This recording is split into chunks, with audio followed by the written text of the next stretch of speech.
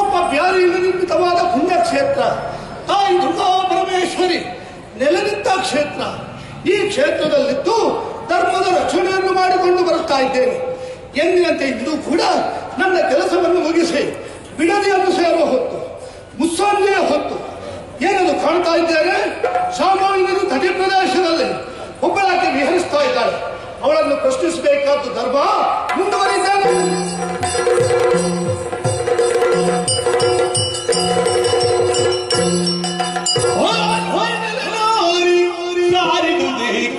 ಸೂರ್ಯನಡಗುತ್ತಿಗ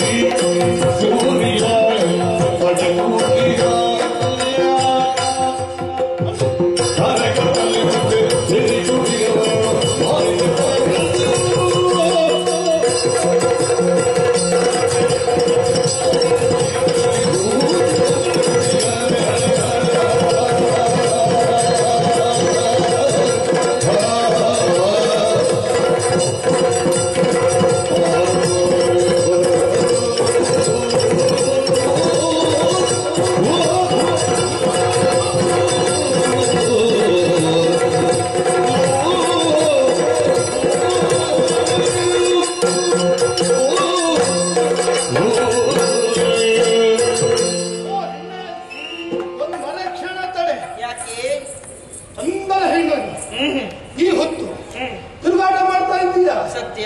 ಹೊತ್ತು ಯಾವುದು ಹೇಳು? ಯಾವುದು? ಸೂರ್ಯ ಮುಳುಗುವ ಹೊತ್ತು, ಮುಸ್ಸಂಜೆಯ ಹೊತ್ತು. ಈ ಹೊತ್ತಿನಲ್ಲಿ ಪ್ರಾಪಂಚಿಕರ ವ್ಯವಹಾರ ಹೇಗೆ? ಅವರವರವರ ಮನೆಯಲ್ಲಿ ಸೇರ್ತಾರೆ. ಪ್ರಾಪಂಚಿಕರಂತಲ್ಲ, ಮೃಗ ಪಕ್ಷಿಗಳು ಕೂಡ ಅದರ ಗೂಡನ್ನು ಹುಡುಕಿ ಹೋಗ್ತದೆ. ಇಂತಿರುತ್ತಾ ನಾರ್ಯಾವಂತಹ ನೀನೋರುಗಳು ಮಾತ್ರ ಪರಮ ಪಾವನೆಯಾದ ಶಾಂಭವಿ ತಟಿ ಪ್ರದೇಶದಲ್ಲಿ ಇನ್ನೂ ವಿಹರಿಸ್ತಾ ಇದ್ದೀಯ. ಹಾಗಾಗಿ ನಿನ್ನನ್ನು ಕೇಳಬೇಕಾದ, ಪ್ರಶ್ನಿಸಬೇಕಾದ ಅನಿವಾರ್ಯ ಸ್ಥಿತಿ ನನ್ನ ಪಾಲಿಗೆ ಒದಗಿ ಬಂತು. ಹಾಗಾಗಿ ಕೇಳ್ತಾ ಇದ್ದೇನೆ, ಯಾರು ನೀನಲ್ಲೇ ನೀರೆ ಸಾರಿದು ನೇಕಿಲ್ಲಿ ಸೂರ್ಯ ಮುಳುಗ ಹೊತ್ತಿನಲ್ಲಿ ಏನು ಮಾಡ್ತಾ ಇದ್ದೀನಿ?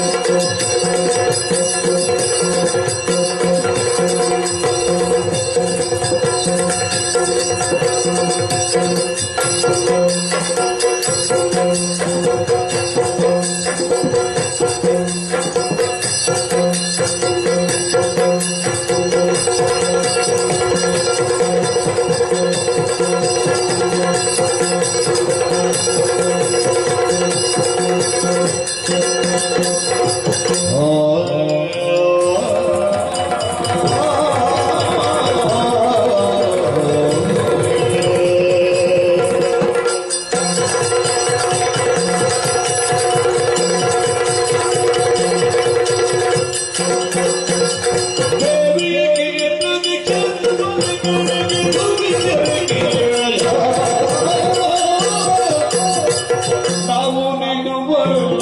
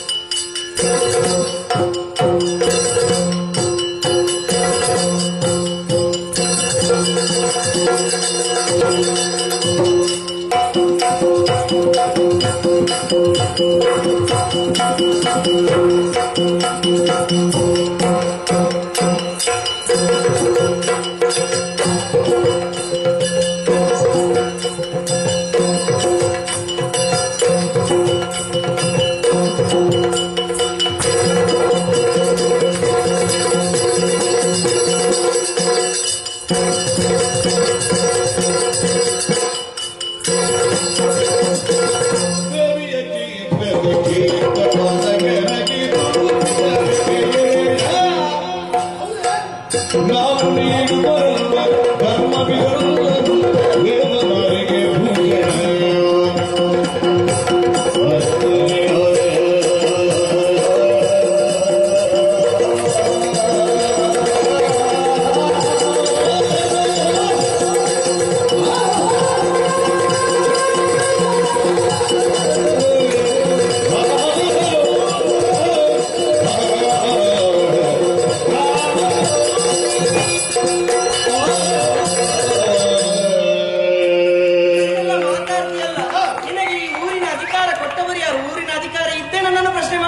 ನಿನ್ನನ್ನು ಮಾತಾಡಬೇಕಿದ್ರೆ ಅಧಿಕಾರ ಬೇಕು. ಹೌದು. ಉಂಟೆ ಅಧಿಕಾರ? ಯಾವುದು ಅಧಿಕಾರ? ಆಡುತ್ತಿರುವ ಕ್ಷೇತ್ರ ಯಾವುದು ಹೇಳು? ಯಾವುದು? ಹೇಳು. ಬಪ್ಪನಾಡು ಕ್ಷೇತ್ರ. ತಾಯಿ ದುರ್ಗಾಪರಮೇಶ್ವರನಂತ ಪುಣ್ಯ ಕ್ಷೇತ್ರ. ಸತ್ಯ. ಈ ಕ್ಷೇತ್ರದಲ್ಲಿದ್ದು ಧರ್ಮದ ರಕ್ಷಣೆಯನ್ನು ಮಾಡುವ ಧರ್ಮಪಾಲ ಅಂತ ಹೇಳಿದ್ರೆ ನಾನೇ. ಅದು ನೀನಾ? ಹೌದಪ್ಪ. ನಾನು ಇರುತ್ತಾ ಈ ಕ್ಷೇತ್ರದಲ್ಲಿ ಏನಾದ್ರು ಕೆಟ್ಟ ವಿಚಾರಗಳು ನಡೆಯುತ್ತಾದ್ರೆ ನಾಳೆ ಕೆಟ್ಟ ಹೆಸರು ಬರುವುದು ಯಾರಿಗೆ? ಯಾರಿಗೆ? ಧರ್ಮಪಾಲ ನಿರುತ್ತ ಇಂತಹ ಒಂದು ಘಟನೆ ಘಟಿಸಿದಲ್ಲ ಕ್ಷೇತ್ರಕ್ಕೂ ಕೆಟ್ಟ ಹೆಸರು ಬರ್ತದೆ. ಸತ್ಯ. ಹಾಗಾಗಿ ನಿನ್ನನ್ನು ತಡೆದು ನಿಲ್ಲಿಸಿ ನಾವು ಪ್ರಶ್ನಿಸಿದೆ. ಇಲ್ಲಿ ದುರ್ವಿಚಾರಗಳು ನಡೆಯದ ಹಾಗೆ ನೋಡಿಕೊಳ್ಳುವ ಹೊಣೆಗಾರಿಕೆ ಉಳ್ಳವರ ಅದಕ್ಕೆ ಹೊಡೆದೆಯಾ ಪಡುಗಡಲ ಗಟ್ಟಿಯಲ್ಲಿ ಕೆಂಪು ಸರಿಸುವುದನ್ನು ಕಂಡಾಕ್ಷಣ ಕಂಡ ಪೂರ್ತಿ ಹೆಂಡ ಕುಡಿದು ಕಂಡ ಭಾಷೆಯನ್ನಾಡುತ್ತಾ ಕಂಡ ಹೆಣ್ಣಿನ ಮೇಲೆ ಕೈ ಮಾಡುವ ಭಂಡರ ತಂಡ ಹೊರವಲಯದಲ್ಲಿತ್ತು. ಅವರಿಂದ ಮಾಡಿದಂತಹ ದೇವರಾದಿಯಾದಂತಹ ನಿನಗೆ ಕಟ್ಟಕ್ಕೆ ಒದಗಿ ಬರಬಾರದೆನ್ನುವ ಒಂದೇ ಒಂದು ಉದ್ದೇಶದಿಂದ ತಡೆದು ಪ್ರಶ್ನಿಸಿದೆ. ಪ್ರಶ್ನೆಗೆ ಪ್ರಶ್ನೆಯ ಉತ್ತರ ಅಲ್ಲ, ಉತ್ತರ ಬರಲಿ.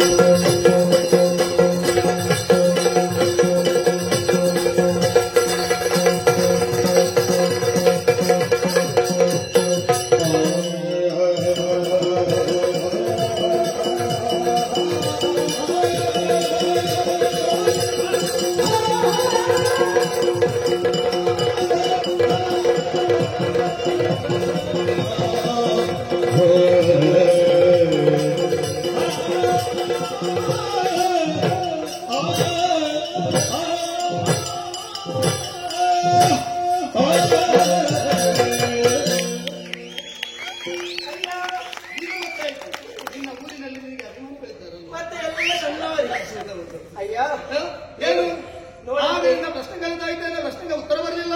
ಉತ್ತರ ಬರ್ತದೆ. ಕುಡಿದು ಕುಪ್ಪಳಿಸ್ತಾ ಇದ್ದೀಯಾ? ಕಾರಣ ಉಂಟಪ್ಪ. ಎಲ್ಲರೂ ನನ್ನ ನಮ್ಮ ಎನ್ನುವುದಾಗಿ ಹೇಳ್ತಾ ಇದ್ದಾರೆ.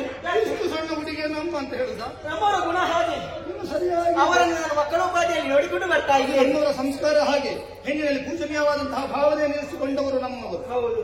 ಹಾಗಾಗಿ ಮುಖ್ಯ ಸೇವೆಗೆ ಒಳಪಟ್ಟವ ನೀನು ನನಗೆ ಮಗಳ ಸಮಾನವೇ ಸರಿ. ಹಾಗಾಗಿ ತಾಯಿಯಾದವರಿಗೆ ಮಗನಾದವನು ಬುದ್ಧಿ ಮಾತನ್ನು ಹೇಳಬಾರ್ದು. ಯಾಕೆ ಹೇಳಬಾರ್ದು? ತಪ್ಪು ಮಾಡಿದ್ರೆ ಯಾರು ಯಾರಿಗೂ ಹೇಳಿ. ನಾನೀಗ ತಪ್ಪು ಮಾಡಲಿಲ್ಲ, ಇನ್ನಿಂದ ತಪ್ಪಾಗ್ತದೆ. ಹಾಗಾಗಿ ಮಾತನಾಡಿದರೆ ಹೆಚ್ಚು ಮಾತಾಡಿಲ್ಲ, ಕಡಿಮೆ ಕೈ ನಿನ್ನ ಕೆನ್ನೆಗೆ ಬಂದಿತ್ತು.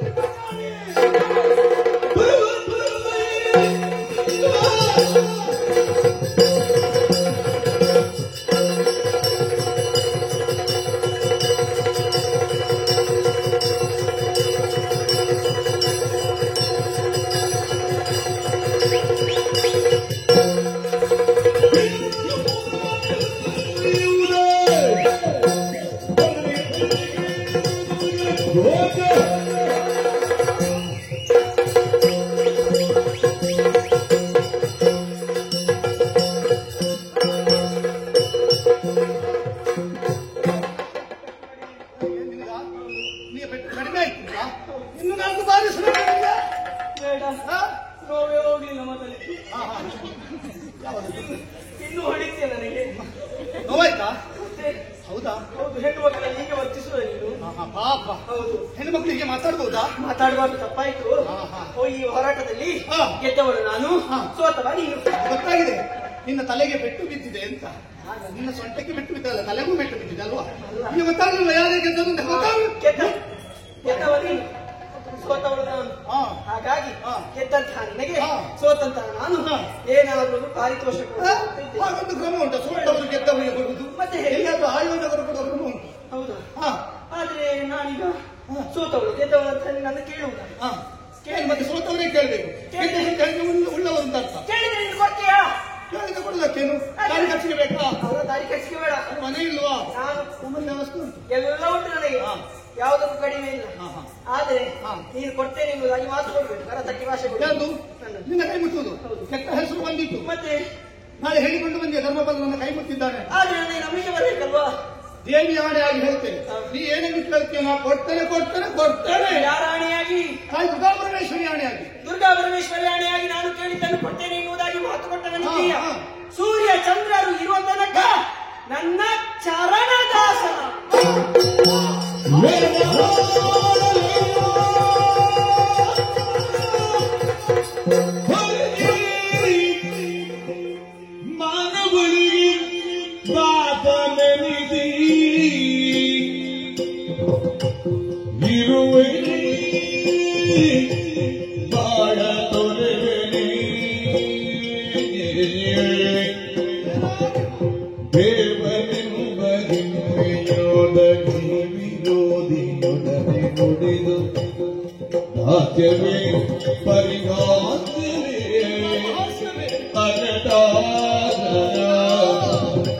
ಅಯ್ಯೋ ಹರಿಯ ಕಿಂಕರನಾಗಿ ಧರೆಗಿಳಿದು ಬಂದೆ. ತಾಯಿಯ ಸೇವೆಯಲ್ಲಿ ನನ್ನನ್ನು ನಾನು ತೊಡಗಿಸಿಕೊಂಡೆ. ಆದರೆ ಇಂತಹ ಘಟನೆ ನನ್ನ ಜೀವನದಲ್ಲಿ ಗತಿಸಿ ಹೋಯಿತು. ಮಾನವಿಯೊಬ್ಬಳ ಮಾತಿನ ಮೋಡಿಗೆ ಸಿಲುಕುವಂತಹ ಪ್ರಮೇಯ ದುಷ್ಟರ ಪರಿಸ್ಥಿತಿ ಈ ಧರ್ಮಪಾಲನ ಪಾಲಿಗೆ ಒದಗಿ ಬಂದಿದೆ. ಹಾಗಿದ್ರೆ ನನಗೆ ಬಂದ ಧೋರಣೆಯನ್ನು ದೂರೀಕರಿಸುವವರಾರು ಇದ್ದಾಳೆ. ತಾಯಿ ದುರ್ಗಾ ಪರಮೇಶ್ವರಿ ಇದ್ದಾಳೆ. ಇಳೆಯ ಸಕಲರ ಸಂಕಟವನ್ನು ದೂರೀಕರಿಸುವ ಮಹಾಮಾತೆ ನನ್ನನ್ನು ಬರೆದಾಳು. ತಾಯಿಯನ್ನೇ ಸ್ಮರಿಸಿಕೊಳ್ಳುತ್ತೇನೆ. ಜಯ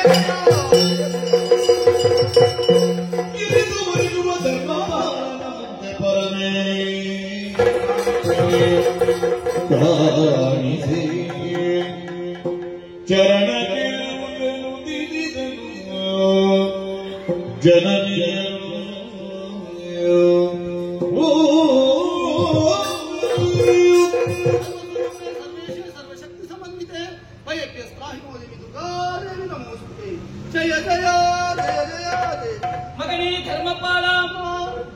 ನೀನೇ ಪನ್ನೀರಾಗಿ ಸಮುದ್ರ ಮುಖೇನವಾಗಿ ನನ್ನ ಪಾದಕಮಲವನ್ನೇ ತೊಳೆಯುವಂತಹ ಕೈಂಕರ್ಯದಲ್ಲಿ ಮುಂದಾಗಿದ್ದೀಯ.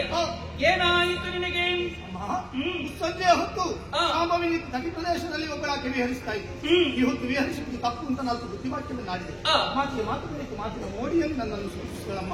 ನನಗೆ ಚಂದ್ರಾದಿತ್ಯ ಶನಿ ಧಾರಾವಳಿಗಳಿರುವವರೆಗೆ ಅವಳ ಸೇವೆಯನ್ನು ನಾ ಮಾಡಬೇಕಂತೆ. ನಿನ್ನ ಸೇವೆಯನ್ನು ಮಾಡಿದ ಈ ಕರಗಳಲ್ಲಿ ಮಾನವೀಯಗಳ ದಾಸತ್ವವನ್ನು ನಾನೆಂದು ಬೈಯೇನೆ ತಾಯ, ನನ್ನನ್ನು ಉದ್ಧರಿಸಮ್ಮ. ನಿನ್ನ ಕಣ್ಣ ಸಮಕ್ಷಮದಲ್ಲಿ ತಿರುಗಾಡಿದವಳು ಯಾರು ಎನ್ನುವ ಹಾಗೆ ಭಾವಿಸಿಕೊಂಡಿದ್ದೀಯ? ಅದು ನಾನೇ ಇದ್ದೇನೆ. ಪರೀಕ್ಷಿಸಿದೆ ನನ್ನನ್ನು. ನಿನ್ನ ಧರ್ಮನಿಷ್ಠೆ ಎಷ್ಟಿದೆ ಎನ್ನುವುದನ್ನು ಪರೀಕ್ಷಿಸುವ ಸಲುವಾಗಿ ತದ್ರೀತಿಯಾದಂತಹ ಕಾರ್ಯವನ್ನು ಕೈಗೊಂಡವಳು ನಾನು. ಅಂತಿಮ ಪರೀಕ್ಷೆಯಲ್ಲಿ ಉತ್ತೀರ್ಣನಾಗಿದ್ದೀಯ. ಧನ್ಯನಾದೆ ಮಗನೇ, ನಿನಗೊಂದು ಕರ್ತವ್ಯವನ್ನು ನಾನು ಕರುಣಿಸುತ್ತಾ ಇದ್ದೇನೆ. ಸೂರ್ಯ ಚಂದ್ರಾದಿಗಳು ಇರುವವರೆಗೆ ಈ ಪಪ್ಪನಾಡು ಎನ್ನುವಂತಹ ಪಾಲಿಸಿಕೊಂಡು ಬರುವಂತಹ ಕ್ಷೇತ್ರ ಪಾಲಕನಾಗು.